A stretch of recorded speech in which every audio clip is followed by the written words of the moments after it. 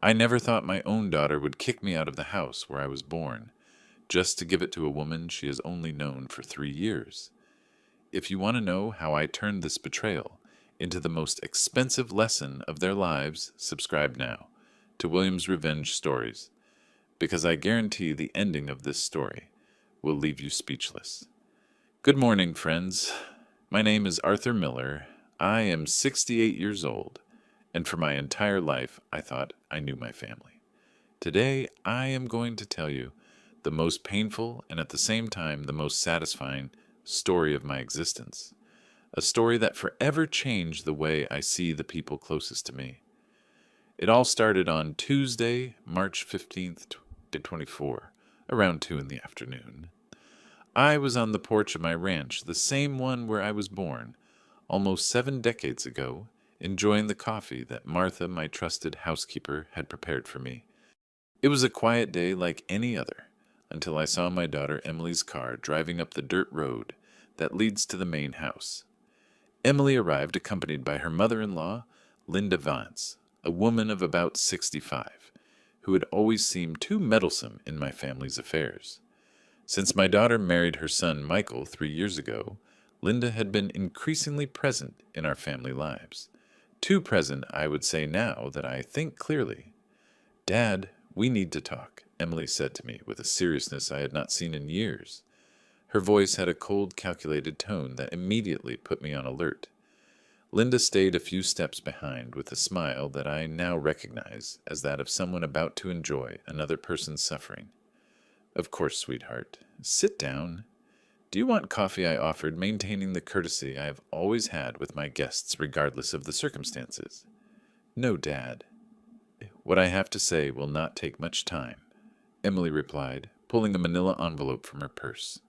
"I have decided to transfer the ownership of the ranch to Linda. Everything is legally arranged.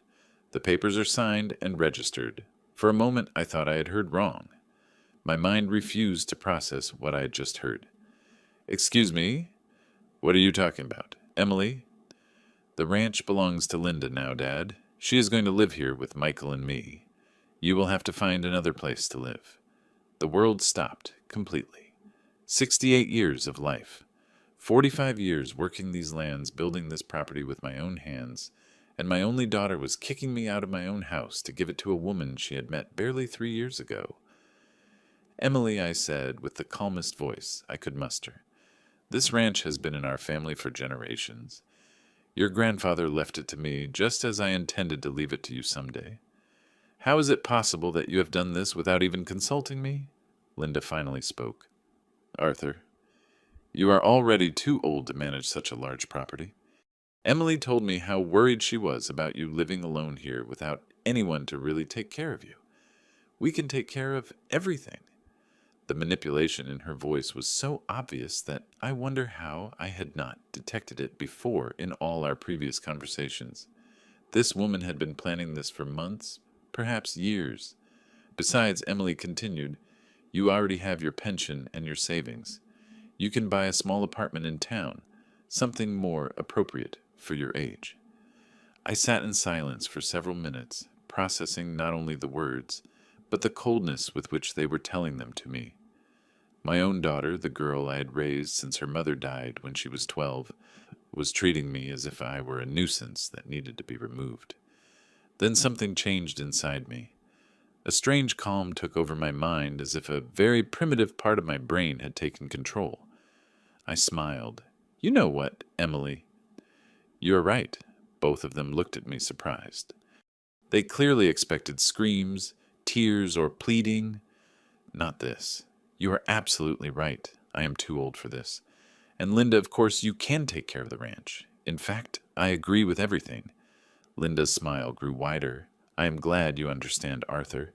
I knew you were a reasonable man." "Completely reasonable," I confirmed. "When do you plan to move in?" "This weekend," Emily replied, visibly relieved by my reaction. "We already have everything organized. Perfect. I give you my word that by Saturday I will no longer be here. You can take full possession of the property." They said goodbye with fake hugs and empty promises to keep in touch. I walked them to their car with the same calm smile, waving goodbye, as they drove away down the road. As soon as their car disappeared into the distance, my smile vanished. I went into the house, poured myself a double whiskey, and began to make a call that would change everything. That same night, after Emily and Linda's visit, I stayed up very late, reviewing every detail of the last few months. With the clearest mind I'd had in a long time, I began to connect pieces of a puzzle that had been assembling itself in front of my eyes without me realizing it. I remembered perfectly the first time Linda visited my ranch. It was in December 2023, supposedly, to get to know the place where her son had decided to get married. But now analyzing that visit with a new perspective, her behavior had been strange from the first moment. What a magnificent property, Arthur, she had exclaimed, while walking through every corner of the main house. This must be worth a fortune in the current market. At that moment, I thought it was simple curiosity, but now I remembered how she had taken photos of every room of the land, even of the stables. She said it was to show her family, but what family needs to see detailed photos of the stables of a ranch? During that same visit, she had insisted on seeing all the property documents. Did my late husband also have land? She had explained to me with tears in her eyes. It brings back so many memories to see these old papers. As a widower who had also lost his wife, I was moved by her apparent nostalgia. I showed her everything: original deeds, inheritance documents, improvement records, even how my grandfather had acquired the property in 1952. Now I understood that she was not reliving painful memories. She was studying the property like a professional appraiser.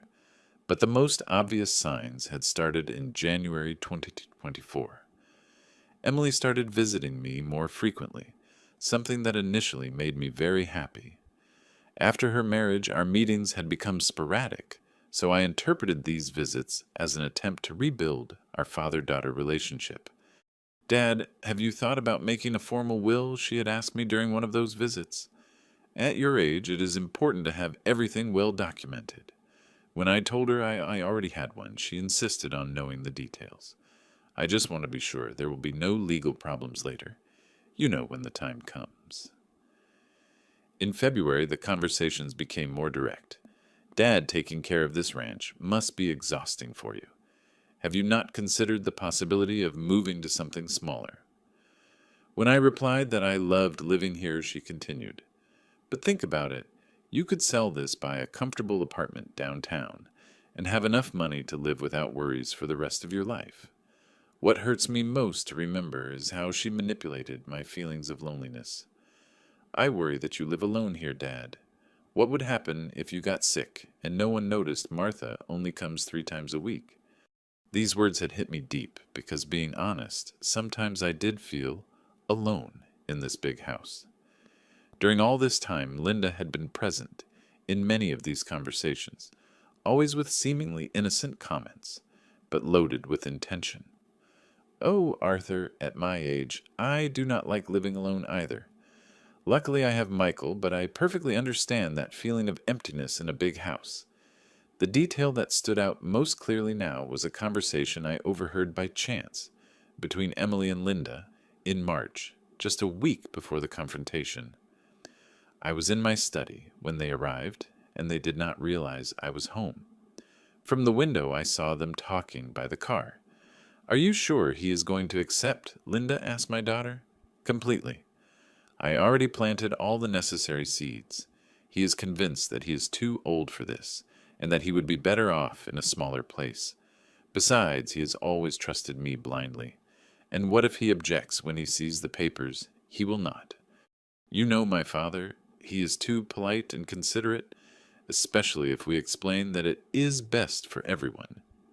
Linda had laughed with a laugh that I now recognize as malicious.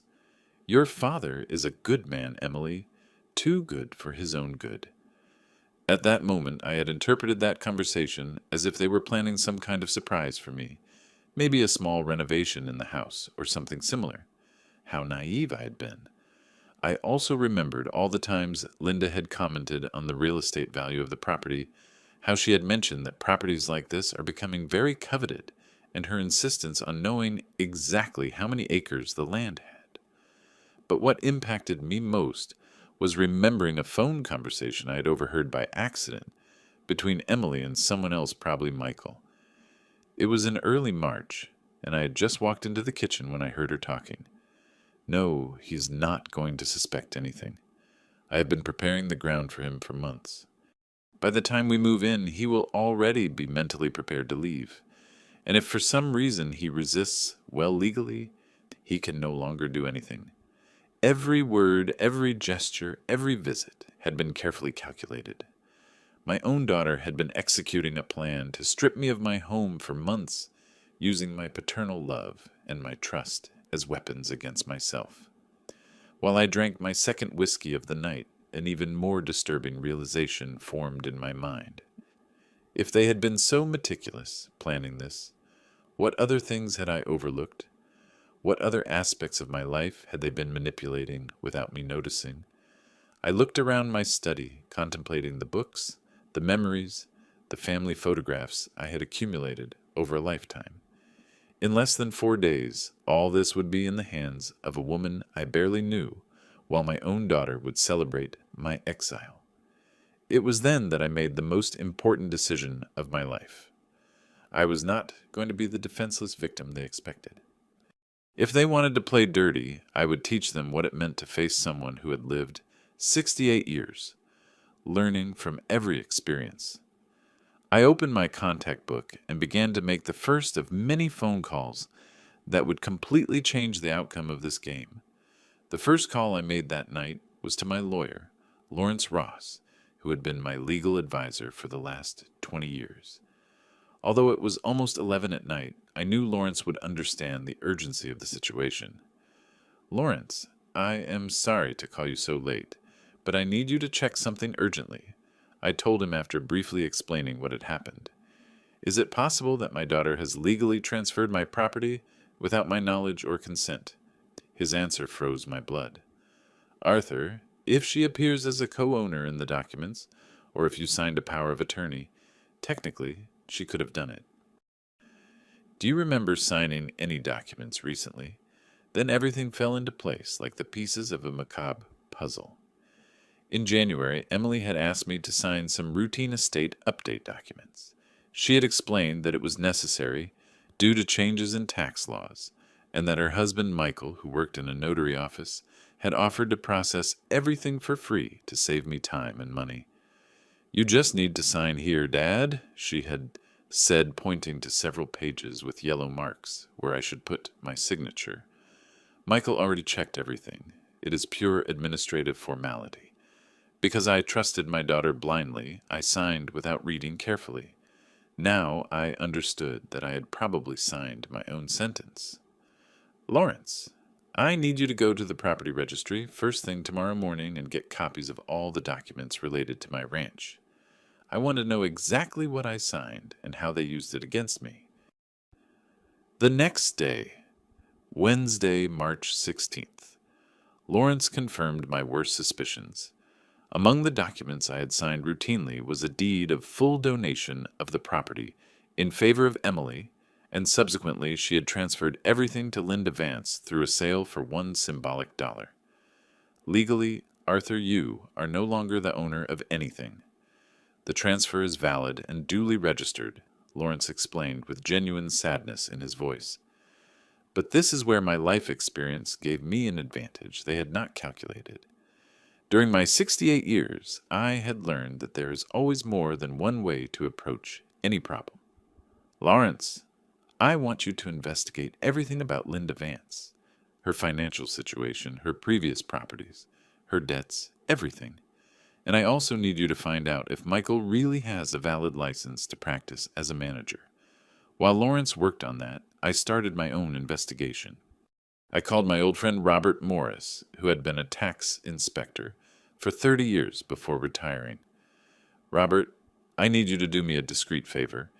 Could you check the fiscal situation of a certain Linda Vance?" I gave him all the data I had on her.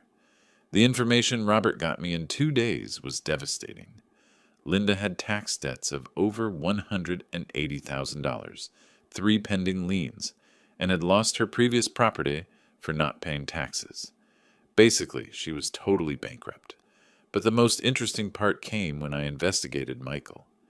It turns out his license as a manager had been suspended 6 months ago for irregularities in handling documents for several clients. Technically, when he helped me with my routine paperwork, he was practicing illegally. On Thursday afternoon, I received an unexpected call that completely changed my strategy. It was Hope Jenkins, Linda's housekeeper. Mr. Miller, I hope you do not take this call the wrong way, but there is something I think you should know, she told me with a nervous voice. I overheard a conversation between Mrs. Linda and her son about you and your property. What Hope told me left me stunned. Linda and Michael had been planning this since before the marriage to Emily. They had investigated my financial situation, they had studied my personality, and they had manipulated my daughter to convince me to sign the documents. The most terrible thing, Mr. Miller, is that I heard Mrs. Linda say that once they had the property, they would find a way to make you disappear from the picture completely. I do not know exactly what she meant by that, but it scared me a lot. Hope also revealed to me that Linda had already contacted a real estate agent to appraise the ranch with a view to selling it. Apparently the plan was to keep my property just long enough to sell it and split the money. There is something else, sir. Mrs. Linda has been saying that you are a senile man who does not understand business well. She says that is why it was so easy to trick you. That night, while processing all this information, I realized I was facing something much more serious than a simple family betrayal. This was an elaborate and premeditated fraud, executed by people who had studied me as if I were prey. But they had made a fundamental mistake. They had completely underestimated their target. On Friday morning, I called my second cousin, Edward Miller, who worked as a private investigator in Chicago. Edward, I need your professional services. I want a complete dossier on 3 people, and I need it before Sunday. I also contacted my former business partner, Frank Sanders, who now ran a security company. Frank, I need to install surveillance cameras on my property, urgently, but in a way that they are not detectable. I also want audio recording systems in the main rooms. While coordinating these preparations, I maintained my normal behavior. When Emily called on Friday to confirm that I would be off the property on Saturday, I assured her with the same calm voice that everything was in order. Do not worry, sweetheart. I already packed my essential things. On Saturday morning, I will go to town just as we agreed. What I did not tell her is that I planned to return on Sunday night, when they were already settled and relaxed, believing they had won completely. By Saturday afternoon, while Emily, Michael, and Linda celebrated their victory, moving their belongings into my old house, I was in a hotel in town organizing the final phase of my counterattack. I had in my hands enough evidence to destroy their lives, key contacts who would support me when the decisive moment came, and a plan that would turn their moment of greatest triumph into their worst nightmare. It was time to show them they had chosen the wrong target. On Saturday night, March 19th, from my room in the central hotel of the town, I watched with binoculars as the lights of my old ranch turned on. Linda, Emily, and Michael were celebrating their conquest completely unaware that every single one of their movements was being recorded by the cameras Frank had strategically installed 2 days earlier. My phone rang exactly at 10 at night. It was Edward, my investigator cousin, with the complete report I had requested. Arthur, what I found about these 3 is much worse than you imagined, he told me with a grave tone. Linda Vance has a criminal record that includes 2 complaints for real estate fraud in New York and Miami. They were never prosecuted because the victims withdrew the complaints, probably due to intimidation. The information about Michael was equally revealing. He had been expelled from the Association of Managers not only for the license suspension, but for embezzlement of client funds. 3 elderly people had lost their life savings because of his fraudulent maneuvers. But the most interesting thing, Edward continued, is that I found the connection between them and your daughter. Emily did not meet Michael by chance in a coffee shop, as she told you. They met in a group therapy for people with gambling problems. Your daughter has been gambling compulsively for the last 4 years. This revelation hit me like a sledgehammer. My Emily, the responsible girl I had raised, had gambling debts of more than $95,000 with illegal lenders. The marriage to Michael had been part of a strategy to access my assets and settle her financial commitments. There is more, Arthur.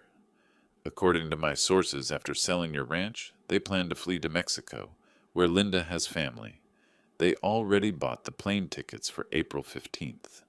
That night, I barely slept processing how my own daughter had sold not only my property, but also our family relationship for gambling money. The betrayal was much deeper than I had initially imagined. On Sunday morning, I received a call from my lawyer, Lawrence, with news that completely changed my action strategy. Arthur, I exhaustively reviewed all the documentation and found something crucial. Michael forged his professional seal on the documents you signed. Since his license was already suspended when he processed the transfer, the entire process is null and void. This meant that the donation was legally invalid, and therefore also the subsequent sale to Linda. Technically, I was still the legitimate owner of my ranch. But there is something else, Lawrence added. Linda used fake documents about her financial solvency to justify the purchase. She presented doctored bank statements showing non-existent funds. It was the final piece of the puzzle. Not only had they committed document fraud and usurpation, but also falsification of public documents. I had enough elements to send them to prison for years. That Sunday afternoon, while they enjoyed their first family meal in their new house, I met with Chief Inspector Gordon of the Judicial Police, an old acquaintance from my times as a merchant in the area. Inspector, I need to file a complaint for home usurpation document, forgery, and aggravated fraud. I told him while handing over all the evidence collected over the last few days. Gordon meticulously reviewed every document, every recording, every piece of proof I had gathered. His expression became more serious with every page. Arthur, this is a solid case. We have all the necessary elements to act immediately. When do you want us to proceed tomorrow night, Inspector? I want them to spend one more night believing they won before discovering the reality of their situation. On Monday, March 21st, during the day, I installed the final phase of my plan. I contacted Thomas Rivers, the best real estate appraiser in the region, to make an official assessment of the ranch. His report established the real value of the property at $1.2 million, a figure that would be crucial to determine the legal magnitude of the scam. I also met with my accountant, Andrew Harris, to officially document my asset situation and demonstrate that I had never intended to give away or sell the ranch. At 3 p.m, I received an unexpected call from Martha, my housekeeper, who had gone to pick up some personal items she had supposedly forgotten. Mr. Miller, you have to know what I heard, she told me, with an upset voice. Mrs. Linda was talking on the phone with someone about speeding up the sale because you could become problematic if you regret the agreement. Martha also told me she had seen documents from the real estate agent on the dining table with a provisional sale date for March 30th. They planned to get rid of my property in less than 10 days. Mr. Miller, I also heard your daughter say that the old man can no longer do anything the papers are signed. They were laughing at you. Those words finished hardening my heart. Not a trace remained of the understanding father I had been for 45 years. Now I was simply a man who had been betrayed and who had the means to obtain justice. That night from my hotel room, I made the last preparation call. It was to my niece Patricia, my deceased brother's daughter, who worked as a journalist for the regional newspaper. Patricia, tomorrow night you will have the exclusive of a story that is going to impact the entire state. Stay alert for my call. Tuesday, March 22nd dawned like any other day for Linda, Emily, and Michael. They had breakfast quietly in my old kitchen, planned improvements for their new property, and continued with preparations to accelerate the sale. They had not the slightest idea that this would be their last morning of freedom. At 8 at night, when they were most relaxed, after dinner, 3 judicial police patrol cars would arrive at the ranch with arrest warrants, and I would be there to personally witness the moment they discovered they had completely underestimated their victim. The surprise I had promised them was about to begin. On Tuesday morning, March 22nd, while Linda, Emily, and Michael were having breakfast peacefully in my old kitchen, I was 5 miles away gathering the team that would turn their day of celebration into their worst nightmare. My first stop was the office of the notary, Public Raymond Vance, who had known my family for decades. I needed his official testimony regarding the irregularity of the documents I had signed. "Arthur, what you are showing me is evident fraud," he confirmed, after examining the deeds. "The seals are misplaced, the dates do not match official records, and the fine print includes clauses that no sane owner would have accepted." Raymond prepared a technical opinion certifying the legal invalidity of the entire operation. This document would be fundamental to prove I had been a victim of deceit and manipulation. At 10 in the morning, I met with someone whose participation would be key to the unfolding events. The mayor of the municipality, David Castle, who had also been my schoolmate in childhood. "David, I need you to understand the gravity of what is happening here," I explained, while showing him all the documentation. "These people not only scammed me, but they have turned our jurisdiction into a stage for organized criminal activities." The mayor reviewed the files with growing indignation. As a public official, he perfectly understood the legal and social implications of the case. "Arthur, you have my total support. This kind of criminality cannot be tolerated in our municipality. What do you need from the local administration? I want you to be present tonight as an official witness when the police arrive. And I need you to call a press conference tomorrow to publicly explain how local authorities fight this type of fraud." David accepted immediately. Having institutional backing would enormously strengthen my position and send a clear message about the consequences of trying to scam respectable citizens of the community. My next ally was completely unexpected. At 12 noon, I received a call from Hope Linda's housekeeper, who had been discreetly monitoring her employer's activities. "Mr. Miller, this morning I heard a very worrying telephone conversation," she told me with a trembling voice. "Oh, Mrs.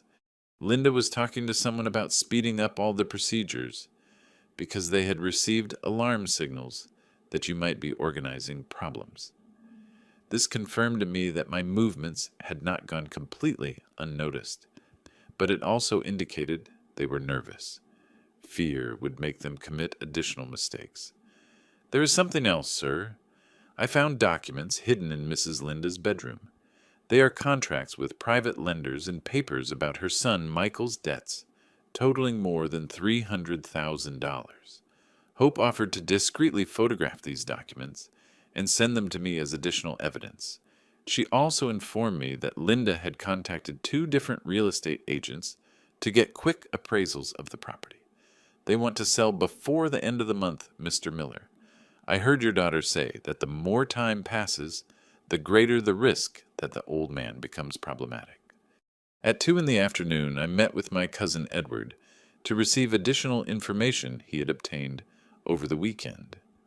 "Arthur, there is something I did not tell you yesterday because I wanted to confirm it," he said while opening a folder full of photographs and documents. Linda Vance is not her real name.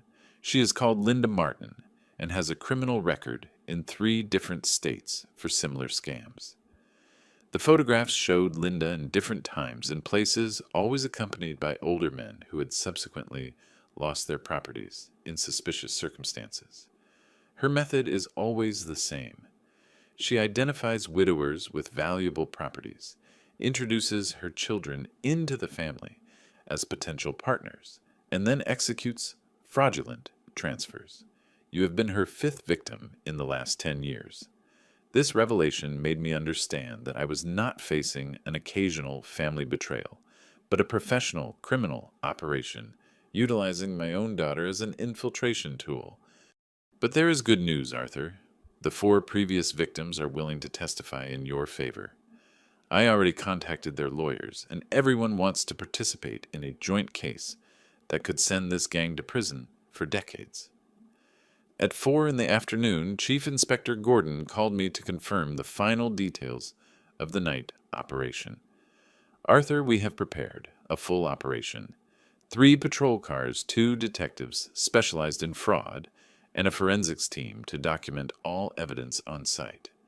The court order authorizes a full search of the property and immediate arrest of the 3 suspects. Gordon also informed me that he had coordinated with the district attorney's office so that a prosecutor specialized in economic crimes would be present during the arrests. We want this case to be exemplary, Arthur. Cases like this affect the entire community's trust in the legal system. At 6 in the afternoon, I received the call I had waited for the most. It was my lawyer Lawrence with definitive news. Arthur, I just received the provisional court resolution. The judge has declared all property transfers null and void based on the fraudulent documentation. You are officially the legitimate owner of your ranch again.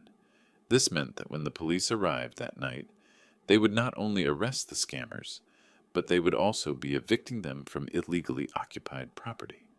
There is something else, Lawrence continued. The judge has ordered the preventive freezing of all bank accounts of the 3 accused, and a prohibition on leaving the country. They will not be able to escape to Mexico, as they had planned. At 7 in the evening, as the sun began to set behind the hills surrounding my ranch, I made one last crucial call. It was to my niece Patricia, the journalist. Patricia, within an hour, a police operation will begin that will be the front page of all regional newspapers. I want you to be the only journalist present to document everything from the beginning. I also contacted Mark Silver, a professional photographer who had worked with me on commercial events years ago. Mark, I need you to photographically document everything that is going to happen tonight. These images will be historical for my family and crucial for the legal process. At 7:45, I headed towards my ranch, accompanied by the police convoy. During the journey, I experienced a strange mix of nervousness and anticipated satisfaction. I was going to recover my home, my dignity, and my trust in justice. But I was also going to witness the moment when my only daughter would discover the consequences of betraying her own father. When the red and blue lights of the patrol cars illuminated the entrance of the ranch, I knew the most intense phase of my revenge was about to begin. It was exactly 8:15 at night when the police convoy stopped in front of the main entrance of my ranch. From the seat of Inspector Gordon's car, I watched the illuminated windows of my old home, where Linda, Emily, and Michael were dining, unaware of the storm that was about to unleash on their lives. "Are you ready for this, Arthur?" Inspector Gordon asked me while reviewing the court documents one last time. "Completely ready," I replied with a calm that surprised myself. I have waited for this moment for days. The first knock on the main door echoed through the whole house. From my position, I could see through the windows how additional lights turned on, and the silhouettes of the 3 people moving with apparent confusion towards the entrance. Michael was the one who opened the door. His expression changed dramatically when he saw the uniformed officers on the threshold. "Good evening. We are from the Judicial Police. We have a search warrant and 3 arrest warrants," announced Sergeant Morris, while showing him the official documentation. Arrest. "There must be some mistake," Michael stammered clearly, trying to maintain composure, although his voice betrayed growing nervousness. At that moment, Linda appeared behind him, and when she saw the patrol cars with flashing lights, her face transformed completely. The confident and manipulative woman I had known disappeared, replaced by someone who clearly knew her past had caught up with her. "Where is Emily Miller?" asked the sergeant. "Here I am," said my daughter, appearing at the door with an expression of total perplexity. "What is happening? Why are there police officers in my house?" It was then that I decided to make my appearance. I got out of the police car and walked slowly towards the entrance of my own ranch, enjoying every second of the expressions of absolute shock drawn on their faces. "Because it is not your house, Emily," I said with a voice colder than I had ever used with my daughter. "It never was." "Dad, what are you doing here?" "What does all this mean?" Emily asked with genuine confusion, although I could detect a hint of growing fear in her voice. "It means you gravely underestimated your victim," I replied, as Inspector Gordon stood by my side. Sergeant Morris began reading the charges. Linda Martin, also known as Linda Vance, is under arrest for aggravated fraud, forgery of public documents, and home usurpation. Michael Vance is under arrest for practicing professionally without a valid license, forgery of official seals, and participation in document fraud. When it was Emily's turn, I saw my daughter mentally collapse before her body followed the same path. Emily Miller is under arrest for complicity in aggravated fraud, participation in home usurpation, and conspiracy to commit fraud. "No, no, this cannot be happening," Emily murmured as the handcuffs closed around her wrists. "Dad, stop this. Tell them it is a misunderstanding." I looked her directly in the eyes without a shred of the paternal compassion I had felt for her for 45 years. The only misunderstanding Emily was believing you could steal my house and get away with it. While the agents began the search of the property, Linda attempted one last desperate manipulation. "Arthur, we can fix this," she said with the same honeyed voice she had used for months to gain my trust.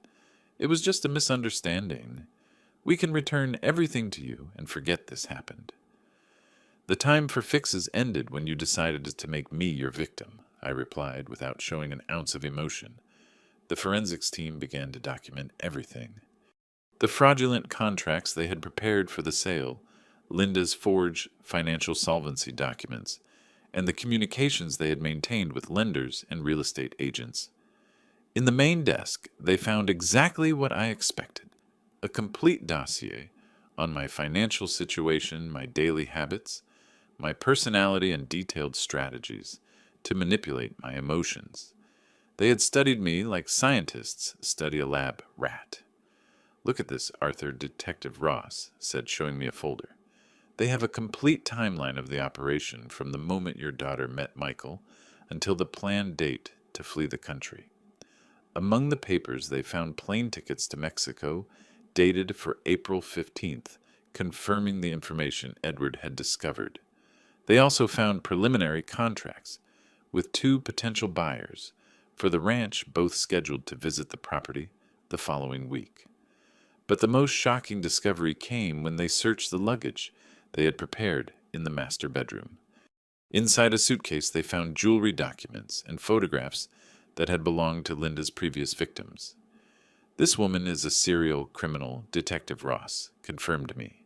"These objects are going to help us connect her to at least 6 similar cases in different states." While they were detaining them, I could hear fragments of the desperate conversations between them. How could he discover everything? "That cunning old man tricked us," she replied with contained rage. "He acted like he was dumb, but he was investigating us the whole time." Emily, for her part, seemed to be in a state of complete shock.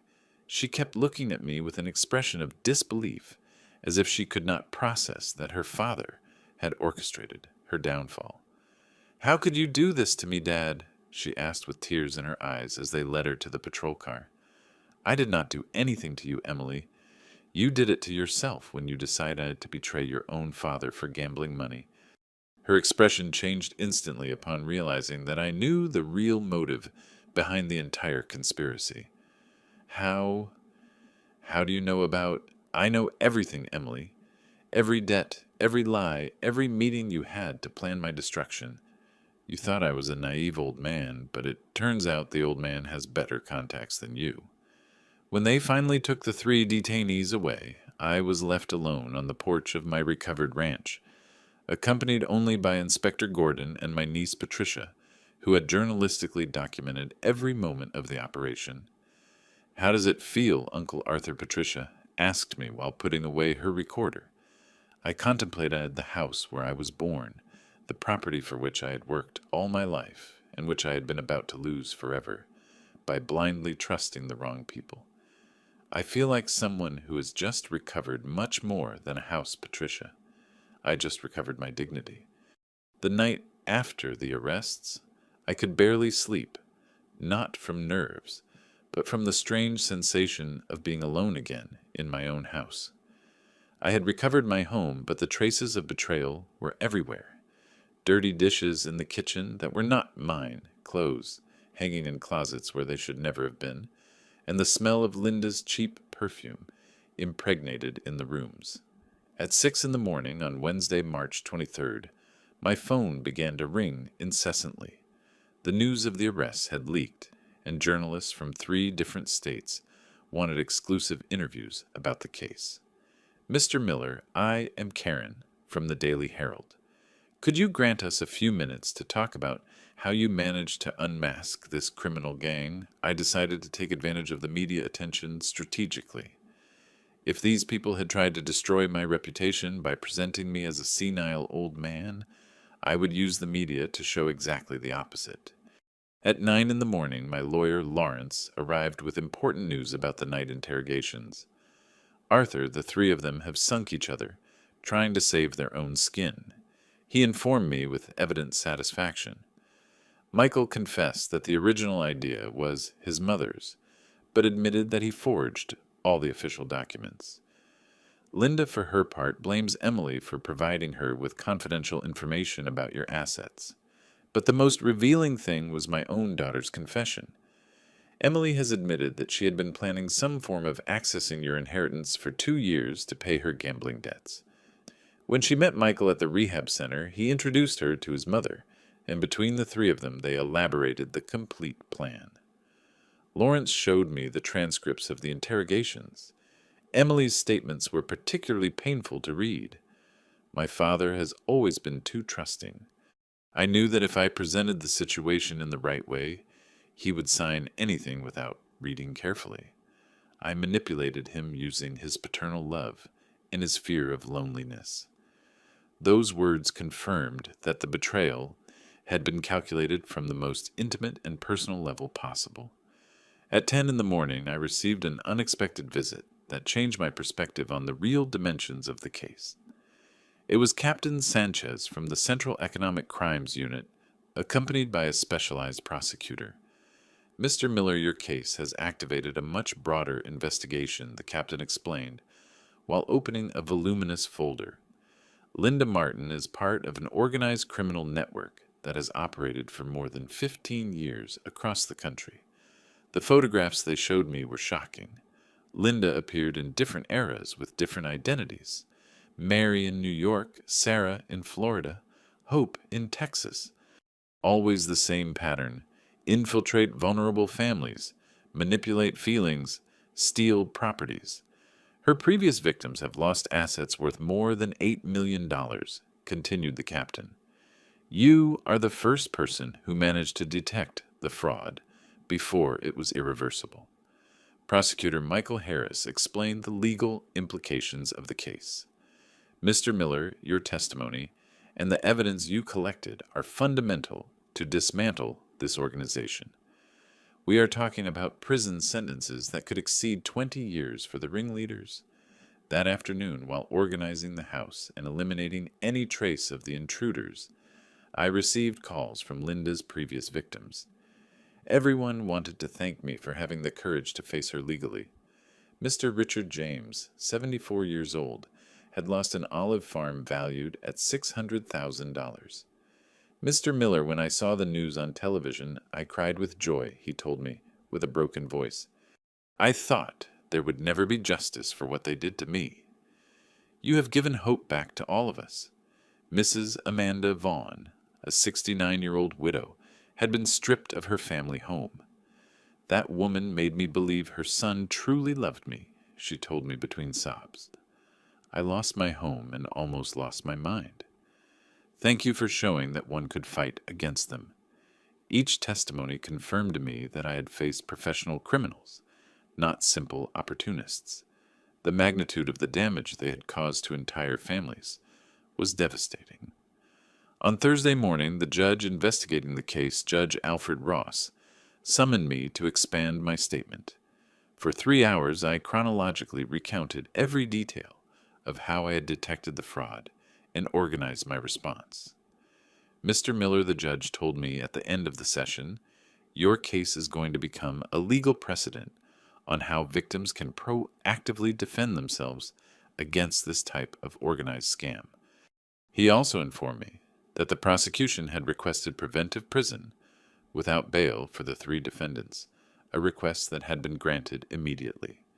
They are not leaving prison until the trial, and given the existing evidence, it is very likely they will receive exemplary sentences. That afternoon, while walking through my recovered ranch, I reflected on the lessons learned during this experience. I had discovered capabilities of my own that I did not know. I had strategic coldness, investigative skill, emotional resistance under extreme pressure. I had also understood that kindness and trust, although admirable virtues, can become dangerous vulnerabilities if they are not accompanied by prudence and vigilance. On Friday, I received a call that marked the definitive end of this phase of the process. It was my cousin Edward with information about the scammers' frozen bank accounts. "Arthur, they have found hidden money and properties worth more than $2 million. All proceeds from previous scams," he informed me. "As the main victim of the last fraud, you will have priority in asset recovery." This meant that I had not only recovered my property, but would receive additional compensation for the damages suffered. That night, sitting on the same porch where it all began 10 days ago, I looked at the stars and thought about my daughter Emily. Despite everything that happened, part of me still felt pain for her betrayal. But I had taken a definitive decision. Some betrayals are so deep that they destroy forever the possibility of reconciliation. Emily had chosen her path when she decided to see me as a victim instead of as her father. Justice would follow its course, and I would continue with my life, but our family relationship had ended forever, the day she signed the papers that stripped me of my home. Sometimes the hardest decisions are also the most necessary to preserve one's dignity. On Monday, March 28th, a week after the arrests, the most intense phase of the judicial process began. I received a subpoena to testify before the grand jury investigating the full ramifications of the criminal network led by Linda Martin. That morning, while preparing to go to court, the phone rang. It was Hope Linda's former housekeeper with information that would add new dimensions to the case. "Mr. Miller, I found something I think you should know," she told me with a nervous voice. When I was cleaning the house after they took Mrs. Linda away, I found a box hidden under the floorboards in her bedroom. What Hope had discovered was a complete file of potential victims. The box contained photographs, newspaper clippings, and personal documents of at least 20 elderly people from different states. All were widows or widowers with valuable properties and vulnerable family situations. "Sir, there were photos of you taken over a year ago, long before your daughter officially met Michael. There are also notes about your daily routines, your friendships, even about Martha, your housekeeper." This revelation confirmed that they had been watching me and planning the attack for much longer than I had imagined. It was not a casual opportunity, but the result of systematic and professional surveillance. In court, my testimony lasted more than 4 hours. The chief prosecutor, Mr. Ralph Moore, guided me through every detail of how I had detected and countered the fraud. "Mr. Miller, at what exact moment did you understand that you were being the victim of an organized criminal operation?" "When I discovered that Linda had a record with multiple fake identities," I replied. "At that moment, I understood I was not facing a simple family betrayal, but professional criminals utilizing my daughter as an infiltration tool." During the recess, Emily's defense attorney, Mr. Charles Vance, approached to attempt a negotiation. Mr. Miller, my client, is willing to testify completely against Linda and Michael in exchange for a reduced sentence. She acknowledges she was manipulated by people more experienced in these types of crimes. My response was immediate and definitive. Your client betrayed her own father in the most calculated way possible. There is no manipulation that justifies that. That afternoon, after my statement, the judge informed me about important developments in the parallel investigation. Mr. Miller, based on the evidence you provided, we have identified other members of this criminal network. Arrest warrants have been executed in New York, Los Angeles, and Houston. The operation had dismantled an organization that operated at a national level with international connections in Mexico and Colombia. My case had been the piece that allowed the entire structure to be brought down.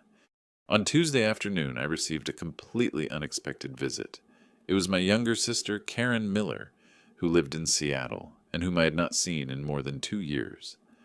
Arthur, I came as soon as I heard on the news. She told me while hugging me with tears in her eyes, "I cannot believe what Emily did to you. I always thought she was an exemplary daughter." Karen brought me information that added another painful dimension to the story. Emily called me 6 months ago asking to borrow money. She told me she had temporary financial problems and did not want to worry you. I sent her $15,000, thinking it was for medical expenses or something like that. My sister had been another victim of Emily's lies. The money had gone directly to pay off gambling debts, not legitimate expenses. There is something else, Arthur.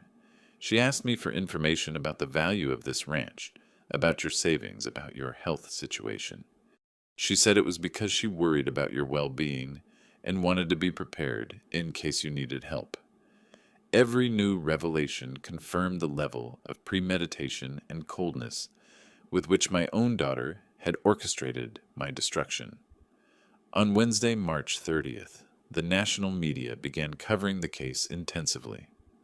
My story had become a symbol of how elderly people could effectively defend themselves against professional scammers. I received calls from television programs, radio stations, and specialized magazines. Everyone wanted to interview the grandfather who defeated an international criminal gang. I decided to accept an interview on the primetime program America Direct to send a clear message to other potential scammers. I want it to be very clear. I said, looking directly at the camera, that we elderly people are not defenseless victims. We have experienced contacts and the necessary determination to defend ourselves. Those who think they can take advantage of us should prepare for the consequences. The interview generated hundreds of calls of support from all over the country. Elderly people who had gone through similar situations, families who had detected alarm signals, and professionals who wanted to collaborate in preventing these crimes. On Thursday morning, my lawyer, Lawrence, brought me news about the plea bargains. Arthur Michael has decided to collaborate completely with the prosecution. He has provided information on at least 12 additional victims and has handed over documents incriminating other members of the network. Linda, on the contrary, maintained her declaration of innocence and blamed everyone else for having manipulated her. And Emily has changed strategy, Lawrence continued. Now she alleges she suffered emotional blackmail from the other two and feared for her safety if she did not cooperate with the plan. Emotional blackmail? I asked with disbelief. After all the testimonies about how she provided confidential information and manipulated my feelings, it is a desperate strategy, Arthur. Her lawyer knows the evidence is overwhelming. That afternoon, while reviewing the mail accumulated during the week, I found a letter that impacted me deeply. It was from my old neighbor, Mr. Sebastian Turner, an 82-year-old man who had observed the whole situation from his adjacent property.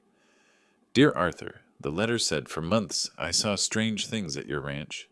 People I did not know taking photos of your house cars passing, slowly observing your property, suspicious conversations I managed to hear from my garden. I thought about warning you several times, but I did not want to seem like a paranoid old man. Now I regret not acting sooner. Mr. Sebastian had been an involuntary witness to the previous surveillance the gang had carried out on my property. His testimony would add more evidence about the premeditated nature of the crime. At the end of that intense week, while contemplating my recovered ranch and reflecting on everything that happened, I understood something fundamental. I had transformed the most painful experience of my life into a victory, not only personal, but social. My response to the betrayal had exposed and dismantled a criminal network that had damaged dozens of families. Without intending to, I had become a symbol of resistance and dignity for an entire generation. The most perfect revenge had not been destroying my enemies, but turning their attack against me into the cause of their own definitive destruction. Friday, April 1st, began with a call that would mark a decisive turning point in the whole process. It was the coordinating prosecutor of the case, Dr. Ellen Parker, with news that would completely change the dimensions of the investigation. "Mr. Miller, I need you to come urgently to the courthouse. We have discovered something that turns your case into the center of an international investigation," she told me, with a grave voice. At the courthouse, an Interpol team awaited me, along with FBI agents specialized in transnational organized crime. What they revealed to me exceeded my most dramatic expectations. Mr. Miller explained Interpol Chief Inspector Agent Mike Sanders. "The documentation we found in Linda Martin's house has led us to a criminal network operating from the U.S. to Mexico with branches in France and Italy. The folders they showed me contained evidence of a sophisticated operation that had been running for decades. Linda was not simply a local scammer, but the continental coordinator of an international system of asset appropriation from elderly people. Her method was perfect until you detected it," Inspector Sanders continued. "They identified potential victims, studied their family vulnerabilities, infiltrated agents through strategic marriages, executed fraudulent transfers, and subsequently moved assets to international accounts. The money stolen from American victims was channeled into real estate investments in Mexico City, where other members of the organization laundered it through apparently legitimate companies. How much money are we talking about?" I asked, although I sensed the answer would be shocking. "Mr. Miller, according to our preliminary calculations, this organization has illegally appropriated assets worth over $50 million during the last 15 years. That figure left me speechless. My ranch had been just a small piece in a criminal web of international dimensions. Prosecutor Parker explained the legal implications of these discoveries. "Your testimony and the evidence you collected have been fundamental to dismantle the entire structure. Without your resistance and meticulous documentation, this organization would have continued operating indefinitely." That afternoon, during a joint press conference between U.S. authorities and Interpol, my case was presented as an example of how citizen collaboration can prove crucial to combat international organized crime. "Mr. Arthur Miller not only protected his personal assets," declared Prosecutor Parker before the cameras, "but provided the keys to dismantle a criminal network that threatened the asset security of citizens in 4 countries. On Saturday, I received a visit that moved me deeply. It was Mr. Richard James, the first known victim of Linda, accompanied by 5 other people who had been scammed by the same organization. "Mr. Miller," Mr. Richard told me with moist eyes, "you have done what none of us had the courage to do. You gave us back hope in justice." Each of them told me their personal story of loss and despair. Mrs. Pilar Vance had lost a condo in downtown Chicago valued at $800,000.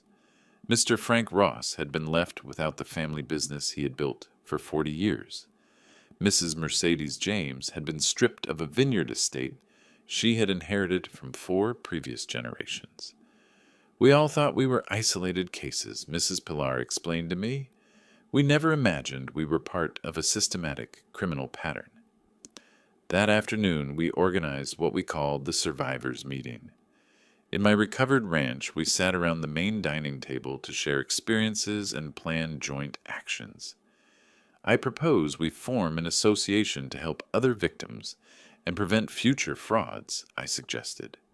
We have direct knowledge of how these criminals operate and can teach others how to defend themselves. The idea was welcomed with unanimous enthusiasm. We decided to call it the Association of Survivor Victims of Asset Fraud, with provisional headquarters at my ranch. On Sunday, April 3rd, my Sunday tranquility was interrupted by an unexpected call from the warden of the county jail. "Mr. Miller, I have to inform you of a serious incident. Your daughter Emily attempted suicide in her cell during the early morning." For a moment, all the paternal feelings I had managed to suppress over the last weeks resurfaced with overwhelming force. Regardless of her betrayals, she was still my daughter. "How is she now?" I asked with a broken voice. "Stable, but under psychiatric observation. She has specifically asked to speak with you." During the drive to the prison, I struggled with myself about whether this request was an additional manipulation or a genuine cry of despair. I decided that regardless of the circumstances, she had the right to be heard. In the visiting room, Emily appeared gaunt, with bandages on her wrists, and an expression of total defeat I had never seen on her face. "Dad," she said with a barely audible voice, "I know I do not deserve your forgiveness, but I needed to apologize to you before never being able to do it again. Emily, regardless of what you did, I do not want you to hurt yourself," I replied with sincerity. "Dad, when I was in that cell, I understood the magnitude of what I did to you. I not only stole your house, but I destroyed the trust of a lifetime. I cannot live with that guilt." For an hour, Emily told me details that had not surfaced in the official interrogations. How Linda had manipulated her psychologically for months, taking advantage of her desperation over gambling debts. How they had threatened to physically harm me if she did not cooperate completely. But the worst part, Dad, is that a part of me wanted to do it. I was so desperate for the money that I convinced my heart it was the right thing to do. At the end of the visit, I made a decision that surprised myself. "Emily, I am going to ask my lawyer to explore possibilities of sentence reduction if you collaborate completely with the international investigation." "Why would you do that after everything I did to you? Because despite everything, you remain my daughter. And because I believe genuine repentance deserves a chance at redemption." That night, back at my ranch, I reflected on the complexity of human emotions. I could maintain my determination to obtain justice, while simultaneously keeping a door open for possible family rehabilitation. The perfect revenge did not require the total destruction of the enemy, but the complete restoration of justice. And true justice included the possibility of redemption for those who demonstrated authentic regret. Tomorrow, a new phase would begin, the construction of something positive on the ruins of betrayal. Monday, April the 4th, dawned with news that would completely transform the landscape of the case. Prosecutor Ellen Parker called me at 7 in the morning with urgent information. "Mr. Miller, over the weekend we executed a coordinated operation in 4 countries. 23 additional arrests have been made, including the financial brain of the entire organization in Mexico City." The international raid had completely dismantled the criminal structure. Among those arrested was Rodrigo Martin Linda's brother, who directed money laundering operations from Mexico, and Carla Vance Michaels' cousin, who coordinated marriage infiltrations from Paris. "Mr. Miller, your case has been the cornerstone that allowed us to destroy an organization that has been operating since 1998. We are talking about the most sophisticated asset scam network we have dismantled in the Western Hemisphere."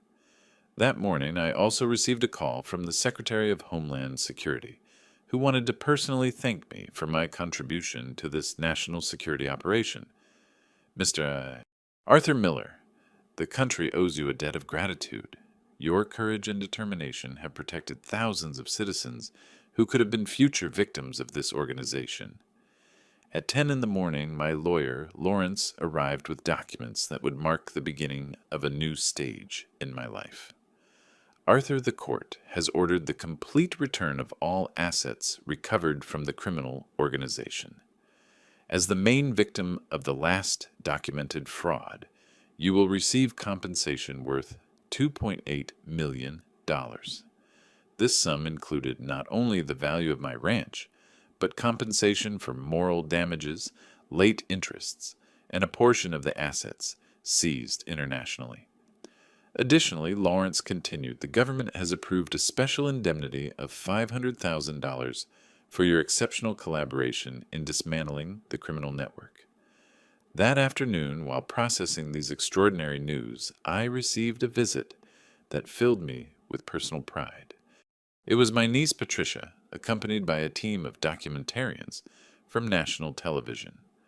Uncle Arthur, they have approved the production of a documentary about your case for the program Criminal Investigation. They want to show it as an example of citizen resistance against organized crime. The production would include interviews with all recovered victims' testimonies from lead investigators and dramatic reenactments of key moments in the process.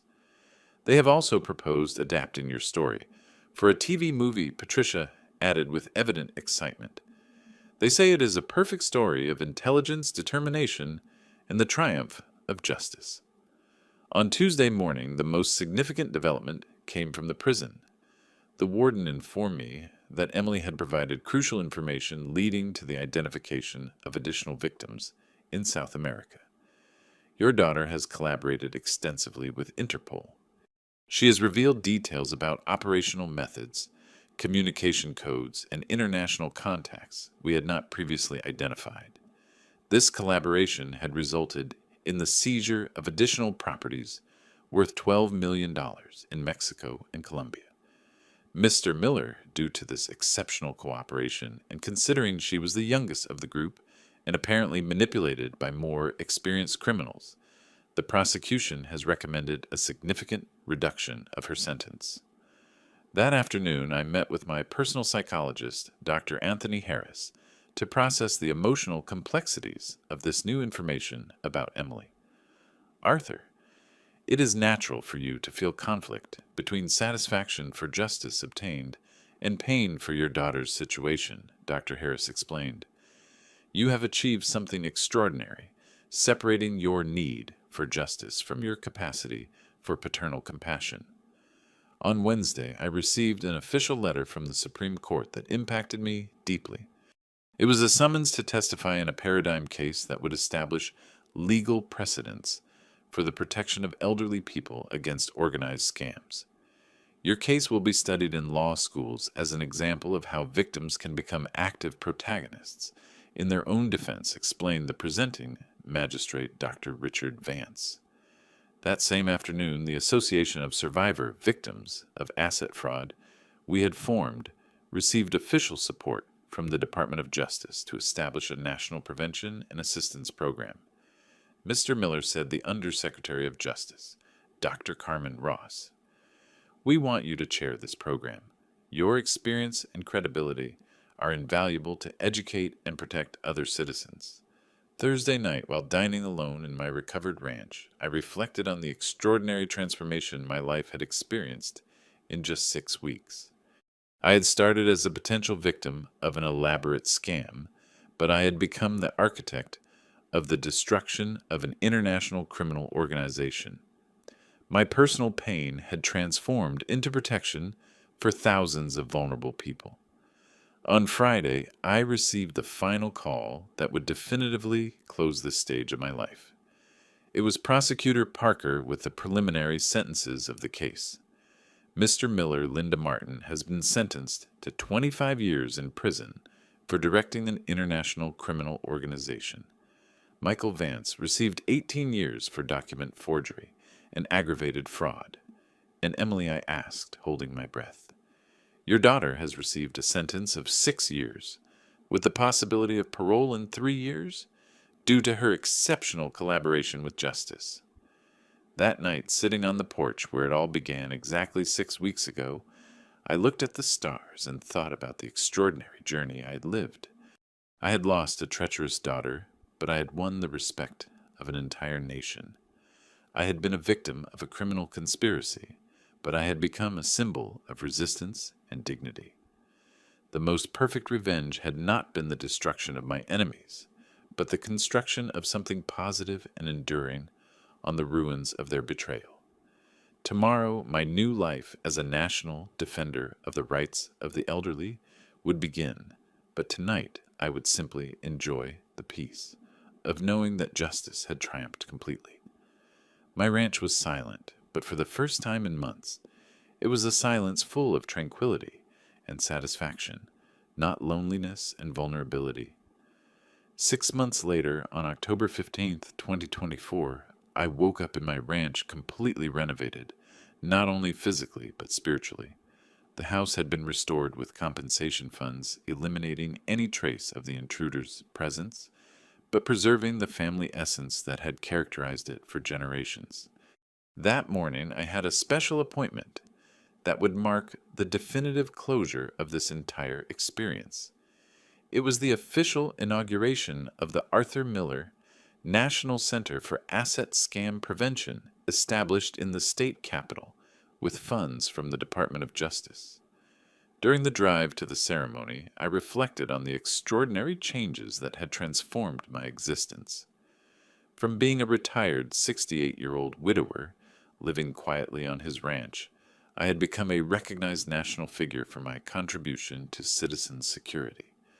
The inauguration ceremony was attended by the Attorney General, the Director of the FBI, and representatives from Interpol. But what moved me most was seeing the 47 recovered victims of Linda's criminal network all present to celebrate this collective victory. Mr. Arthur Miller, declared the Attorney General during his speech, represents the unbreakable spirit of the American citizen who refuses to be a victim and becomes a defender of all society. During my intervention, I shared the fundamental lessons learned during this experience.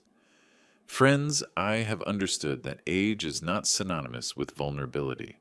Life experience provides us with powerful tools to detect lies, analyze suspicious behaviors, and organize strategically against those who underestimate us. The center bearing my name would offer free legal advice services, analysis of suspicious documents, and educational programs for seniors on asset protection.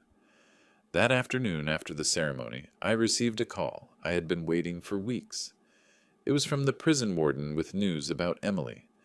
Mr. Miller, your daughter, has successfully completed the psychological rehabilitation program and has expressed her desire to meet with you if you are willing. 3 days later, I headed to the prison for the first real conversation we would have since that fateful night. Emily had changed completely. Her face showed genuine serenity.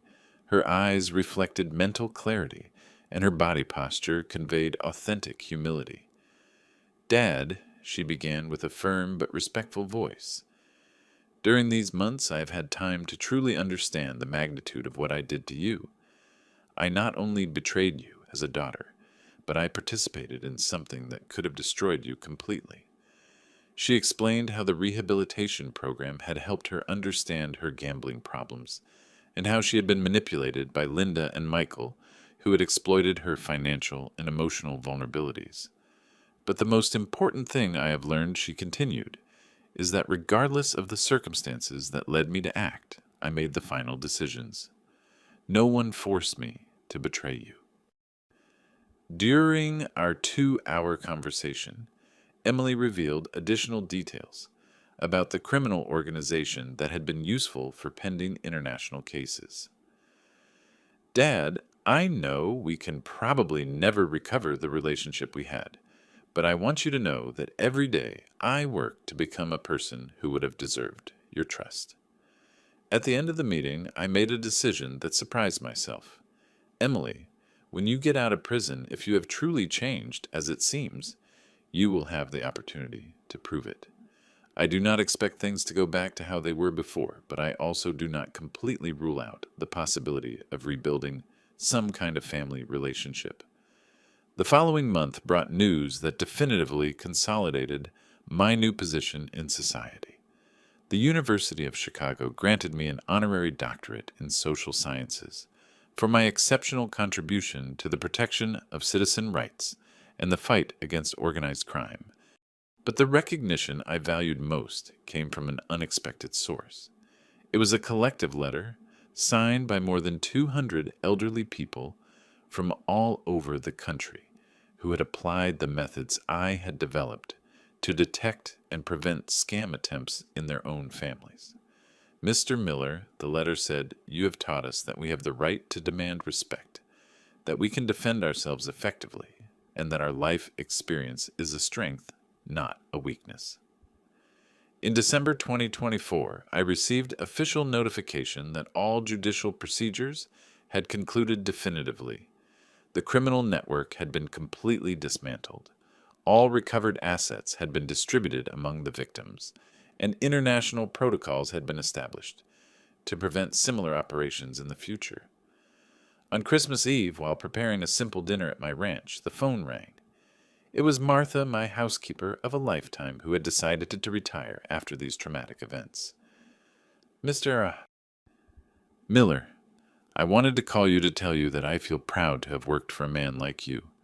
What you did not only protected your assets, but protected thousands of families you do not even know."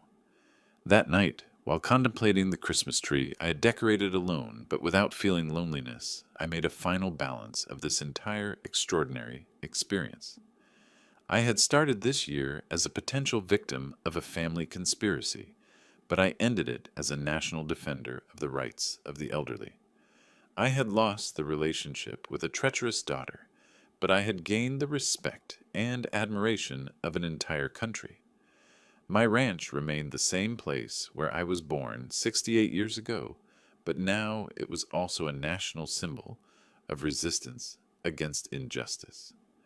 My name was forever associated with the demonstration that age and experience combined with determination and strategy can defeat any criminal conspiracy. The most perfect revenge had turned out to be the construction of a positive legacy that would protect future generations of vulnerable people.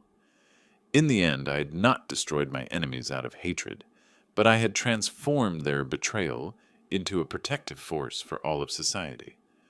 That Christmas Eve, for the first time in months, I smiled with genuine satisfaction while toasting alone, but not lonely to justice fulfilled, and the future built on solid foundations of recovered dignity. My story had ended, but my legacy was just beginning.